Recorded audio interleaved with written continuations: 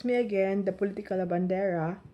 Tonight, we're going to talk about the possibility of martial law in response to this newest novel coronavirus scare that is gripping the country and other parts of the world. But before we start, if you want to follow the political Labandera here in YouTube, please subscribe to this channel. Okay. So we all know that there is an ongoing temporary ban. Hindi makapasok yung mga foreigners na nanggagaling from entering the country from China, Macau, and Hong Kong.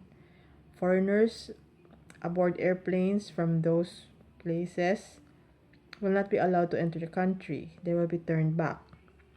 The only ones who will be allowed to enter the country are our OFWs, our overseas Filipino workers.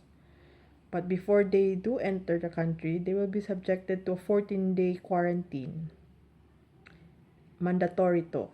Compulsory, kailangan to. So they can enter, but they will have to endure 14 days in quarantine in isolation kung galing sila ng Macau, ng Hong Kong, at saka ng China. So, papasukin sila. Now, the government is looking at places where we can house our OFWs while they are in quarantine. And one place in particular was chosen, in New Clark City. Yung athletes village doon na ginamit ng mga athletes nung SEA Games. It's like the place is nice, parang hotel. They have individual rooms with and the government was looking into that na doon sila i-house. The first batch of OFWs that will be coming from China to the Philippines will be arriving tomorrow, February 9. There will be about at least mga 50, more than 50 of them. They need to be housed for quarantine for the next 14 days. The moment they arrive in the Philippines, yung bus na kanilang sasakyan is already ready. Na nilagyan na ng plastic. Ready na. Ang hindi ready is yung local government of Capas, Tarlac.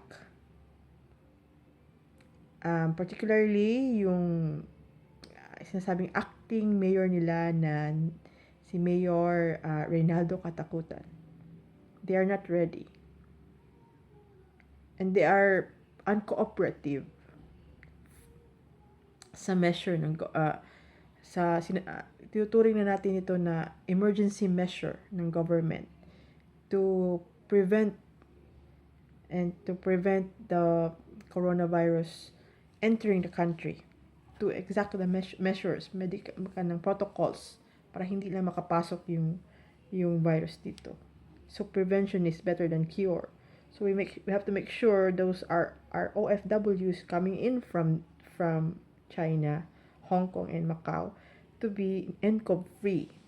So apparently the people of Capas Tarlac is not hindi nila naintindihan. I don't think they understand why the need for the quarantine in their place. They just don't want our OFWs there because they are afraid to get infected. Now, it doesn't mean that if I don't know if these people understand.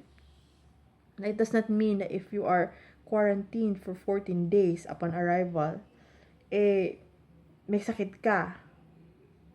Yung ginawa ng gobyerno natin is all a precautionary measure. It doesn't mean that they are already sick with nCoV. That is why the need for quarantine for 14 days. If they are nCoV free, after 14 days, mag-test sila, they will be sent home. to their families. But the people of this municipality, they even made a hashtag, Save Kapas. Hashtag Save Kapas. Anong ginagawa sa kanila? Hindi naman sila inaano. Ba't ganun? And it's not as if these people coming in are of other nationalities. They are Filipinos. And the people and the mayor of Kapas Tarlac is discriminating against fellow Filipinos.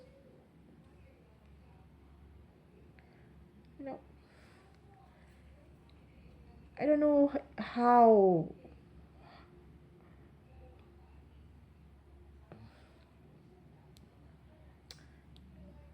ako if they won't be part of the solution. They are certainly part of the problem. If the local government of Kapas defies a presidential directive or a national directive in times of emergencies like this considered, they can be in trouble. Pwede silang kasuhan yung mga yung mayor tsaka yung mga councilor. Because this is a national emergency. Medical emergency. There is a Republic Act already. There are protocols to be followed if may nangyayari na ganito. This is not an ordinary case. So there's Republic Act 11332. It's a so-called mandatory reporting of notifiable diseases and health events of Public Health Concern Act. So the DOH has protocols. In times like this, they are the ones who will take lead in these kinds of government activities. We, at times like this, ang expected lang sa atin is to cooperate with the government.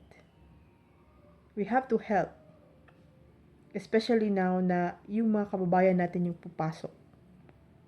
Whether or not they are sick or not, we have to make sure na they are free of the virus so they can see their families and all of us will be safer.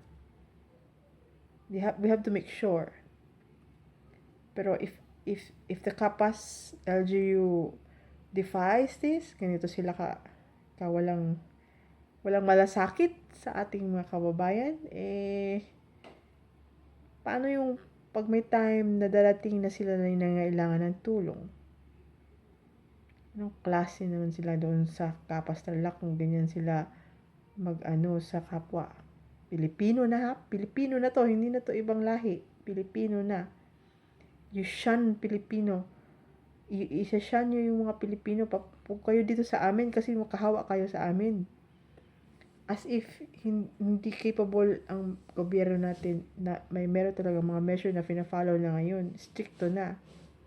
Tapos ganyan ang tratar nyo sa inyong mga tao.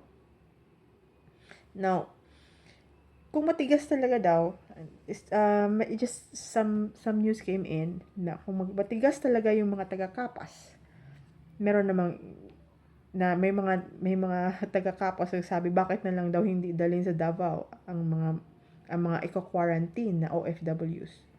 O sige, sabi ni Senator Bongo, sige, dalhin namin doon. Wala nang arte-arte, dadalhin doon kung madadala yung mga tao.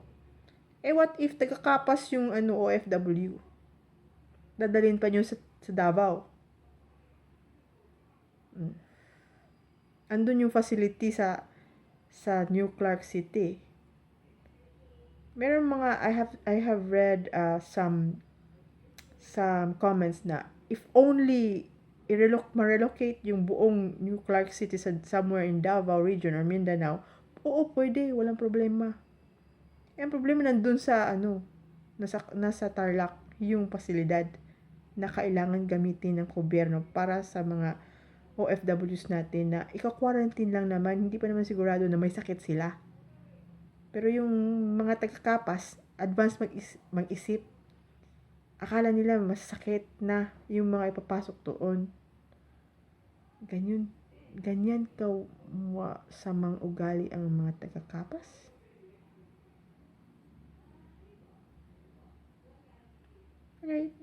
Kayo gusto nyo yun eh. So, kung ayaw yung mga ganitong mga pagkakataon, yung mga ayaw sumunod sa direktiba ng national government, di mabuti na lang isipin siguro ni Presidente, sige, mag-martial law na lang tayo para lang sumunod kayo. Sa kapakanan nating lahat, may ma-martial law. Kasi emergency naman din to. Ayaw nyo sumunod. Kailangan madalian ang solusyon na hinahanap naman din ninyo. So, i-martial law para sumunod lahat. Para mas stricto lahat. Hindi naman ibig sabihin ng martial law na kailangan baril-baril. Iba na ngayon ng martial law. Makinig ka ng mabuti. Sumunod ka. Para sa lahat. Hindi lang para sa pansarili nyo. Yun yung point ng martial law ngayon na kung i-apply to sa nCoV na nCoV scare. Kasi nga may outbreak. If you defy it, then martial law will be declared. And then sino na magreklamo? Yung mga dilawan magreklamo. Bakit may martial law? Hindi kayo sumusunod sa batas. Paano yan? Yun naman lang yun eh. Sometimes, kailangan ng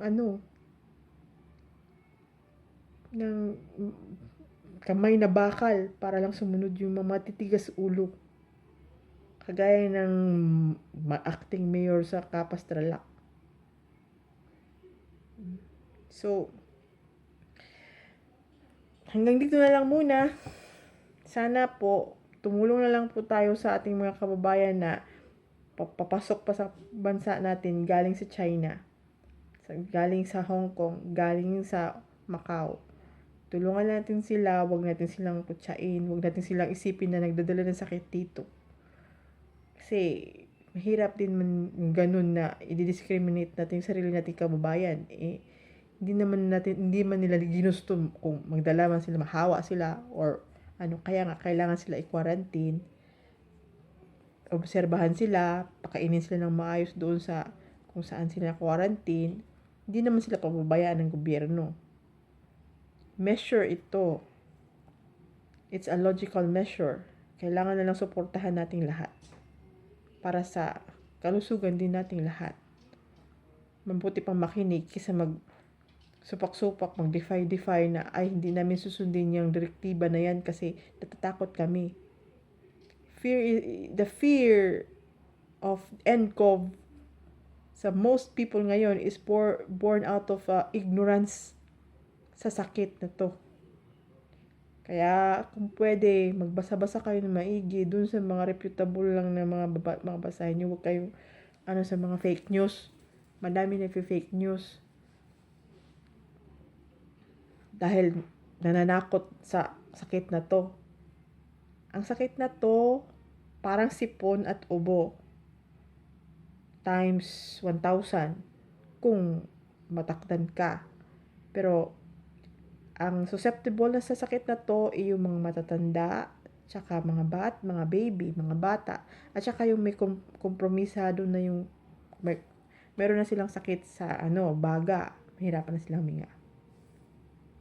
Kung healthy ka, healthy living ka, nagba-vitamins ka, maghugas ka ng kamay, naliligo ka, ayos ka sa katawan mo,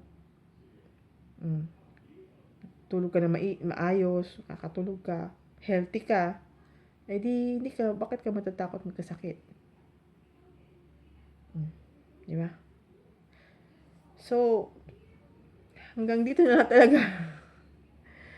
And babalik na po ako next time. Huwag kalimutan to subscribe. Good night.